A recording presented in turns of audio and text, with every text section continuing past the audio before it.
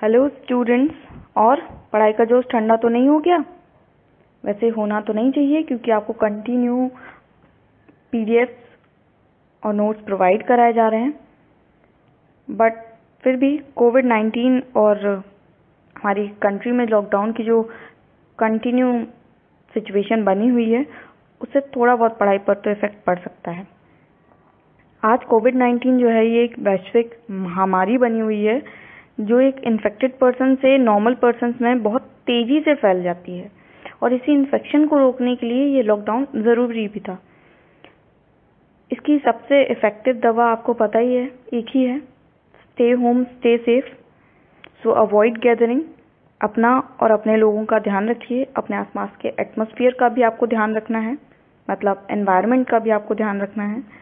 बच्चों कई और चीज़ों की तरह स्टडी पर इसका अच्छा खासा इफेक्ट पड़ा है और no one can deny that, क्योंकि क्लासरूम्स तो ऑफ हैं, but no matter. Study time में जिस चीज़ से आपको सबसे ज़्यादा डिस्ट्रैक्शन होता है, हाँ वही आपका फ़ोन।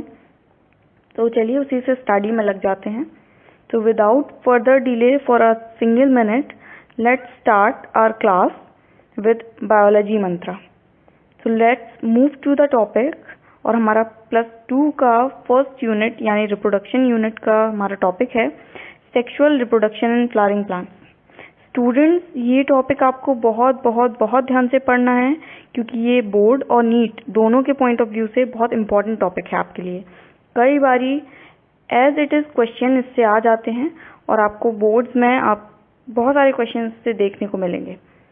आप पुराने ईयर्स के पेपर आप उठा के देख सकते हैं और आप कितना इम्पॉर्टेंट ये टॉपिक है इसको जान सकते हैं। So please don't miss any lecture from this topic. Topic start करने से पहले जल्दी से एक बार इसका कंटेंट देख लेते हैं। स्क्रीन पर आपको एनसीईआरटी बुक के अकॉर्डिंग चैप्टर का कंटेंट दिख रहा होगा। तो इसमें फर्स्ट टॉपिक है flower, a fascinating organ of angiosperm. Actually angiosperm ना प्लांट किंगडम की काफ़ी डाइवर्स वैरायटीज़ बनाते हैं। अपने आसपास आपको जितने भी सुंदर सुंदर ये जो फ्लावर्स दिखाई देते ना, they all represent the angiosperms, और फ्लावर की प्रेजेंस की वजह से ही एंजियोस्पर्म्स को फ्लावरिंग प्लांट्स भी बोलते हैं। हमारे फर्दर टॉपिक्स हैं pre fertilisation structure and event, double fertilisation. Double fertilisation याद रखना कि ये एंजियोस्पर्म की स्पेशलिटी है। नोट कर लो, एंजियोस्पर्म की स्पेशलिटी है डबल फर्टिलाइजेशन। देन हमारा टॉपिक है post fertilisation structure and event, and then apomixis and polyembryony. Apomixis and polyembryony ये जो दो टॉपिक्स हैं ये आपके लिए एकदम नए होने वाले हैं, क्योंकि ऊपर के बाकी सारे जो टॉपिक्स हैं flower, pre fertilization, post fertilisation events, इन सबको थोड़ा बहुत आप क्लास 10th में पढ़ चुके हो, बट एपोमिक्सिस और पॉलीएम्ब्रियोनी ये दोनों ही अनहर्ड टॉपिक होने वाले हैं आपके लिए। कंटेंट को देखने के बाद, as per the name of our chapter sexual reproduction in flowering plants, first we have to get what is the sexual reproduction. होता क्या है सेक्सुअल रिप्रोडक्शन? तो basically sexual reproduction is the formation of new individual through the meiotic formation of gametes. Meiotic cell division आप 11th में काफ़ी detail में पढ़ चुके हो। मियोटिक सेल डिवीजन का मतलब होता है एक डिप्लॉइड सेल से 4 हैप्लॉइड सेल्स का बन जाना, मतलब एक 2n सेल से 4n सेल्स बनेंगी, जिनमें क्रोमोसोम का नंबर पेरेंटल सेल के कंपैरिजन में कैसा होगा, half. So sexual reproduction is the formation of new individual through the meiotic gamete formation and their fusion during fertilisation. मतलब इसमें गैमीट्स फॉर्म होते हैं with in male and female structure, और दोनों गैमीट्स कांटेक्ट में आने के बाद फ्यूजन करते हैं। तो गैमीट्स का बनना और उनका कांटेक्ट में आना, ये दोनों ही चीज़ें हैं प्री फर्टिलाइजेशन इवेंट्स में। देन आफ्टर फ्यूजन मतलब फर्टिलाइजेशन होता है, एंड उसके बाद उन से जो एक 2n सेल बनती है, दोनों n और n गैमीट्स के फ्यूजन से जो एक 2n सेल बनती है, that is called the zygote.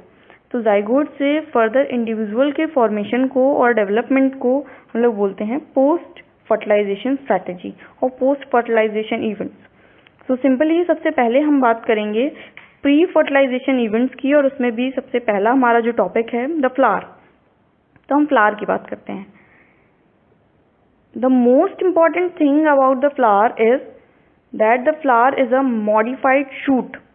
ध्यान रखना कि जो फ्लावर है वो कहीं और से या किसी अलग टिश्यू से बना हुआ स्ट्रक्चर नहीं होता है, वो भी शूट का ही एक पार्ट होता है। तो हमारा जो शूट सिस्टम है वही मॉडिफाई होके फ्लावर और उसके सारे अपेंडेजेस बनाता है। So the most important line, आप चाहो तो इस पॉइंट को नोट कर लो, that the flower is the modified shoot which have sporophylls. Sporophylls अभी हम आगे इसमें बहुत डिटेल में बात करने वाले हैं।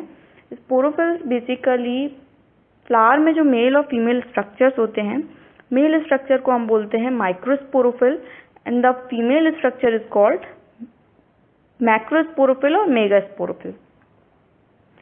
मतलब जो फ्लावर है वो शूट सिस्टम का एक मॉडिफाइड पार्ट है, और उसमें जो सारे के सारे अपेंडेजेस होते हैं उनको हम लोग फ्लोरल अपेंडेजेस बोलते हैं।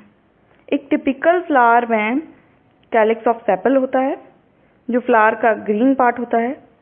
ग्रीन होने और क्लोरोफिल की प्रेजेंस की वजह से ऑब्वियसली ये फोटोसिंथेसिस तो करता ही है, बट फ्लावर जब बड कंडीशन में होता है ना, तब इसका मोस्ट इम्पॉर्टेंट पार्ट होता है उसको प्रोटेक्ट करना। तो कैलिक्स का और सेपल्स का मोस्ट इम्पॉर्टेंट काम हुआ to protect the flower in its bud condition. The next thing, corolla of petals. तो किसी भी फ्लावर में आपने कलरफुल पेटल्स देखे होंगे, मतलब उस फ्लावर की पंखुड़ियाँ, जैसे पिंक में रोज में पिंक और रेड कलर की दिखाई देती हैं। और भी कई सारे फ्लावर्स हैं लाइक हिबिस्कस, रेड कलर की जो ब्राइट कलर की पेटल्स और पंखुड़ियाँ दिखाई देती हैं, दे आर कॉल्ड करोला, जिनका काम होता है पॉलिनेटर्स को अट्रैक्ट करना। अब पॉलिनेशन को हम लोग डिटेल में पढ़ेंगे after the gamete formation. Gamete formation हम लोग इसको काफ़ी डिटेल में पढ़ने वाले हैं। The next whorl is androecium of stamens. Androecium flower का मेल पार्ट है, जैसा कि अभी मैंने बताया था आपको, माइक्रोस्पोरोफिल। तो ये माइक्रोस्पोरोफिल यही एंड्रोशियम होता है, और androecium is the collection of stamens. तो आपने जैसा सेक्सुअल रिप्रोडक्शन के बारे में पढ़ा है, फर्दर क्लासेस में भी आपने पढ़ा होगा, sexual reproduction is the biparental reproduction. तो इसमें दो पेरेंट्स की जरूरत होती है obviously, male and female. So male parent or the male part of flower is called androecium. Now gynoecium or carpel. Obviously it is the female part of flower. इसमें female gamete का formation होता है। Then after fusion के बाद यहीं पर formation होता है जाइगोट, एंड देन जाइगोट से सीड का फॉर्मेशन हो जाता है।